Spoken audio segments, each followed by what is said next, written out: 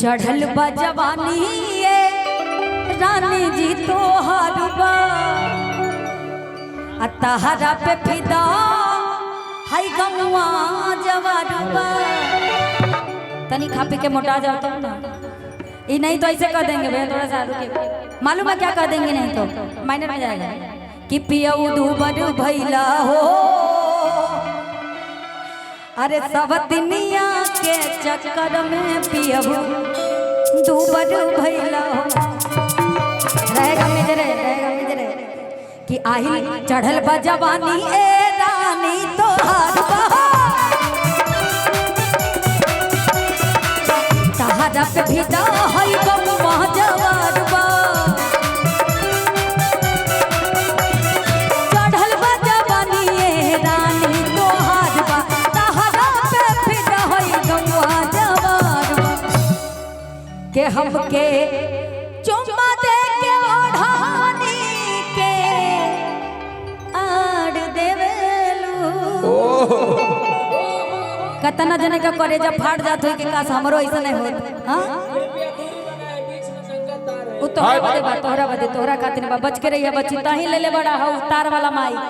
हां के हमके चुम्मा दे के ओढ़ने से और आड़ देवेलू।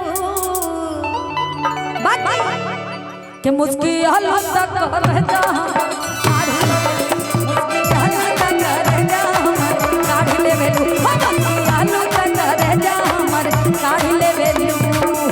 खबो से कोड तोहर गोरे गोरे गालबा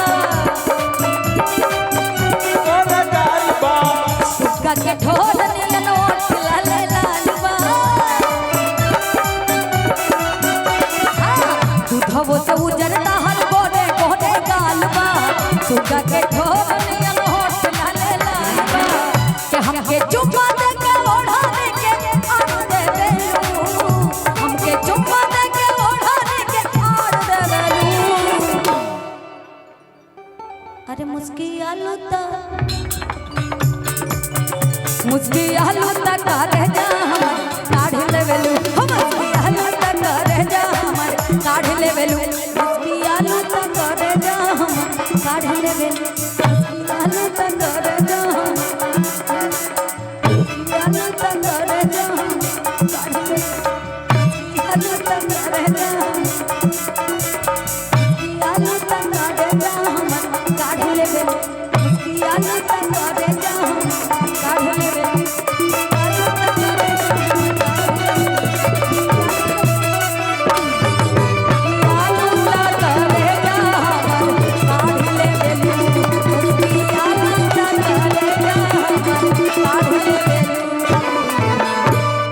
अच्छा लगा था, अच्छा लग रहा है कि नहीं?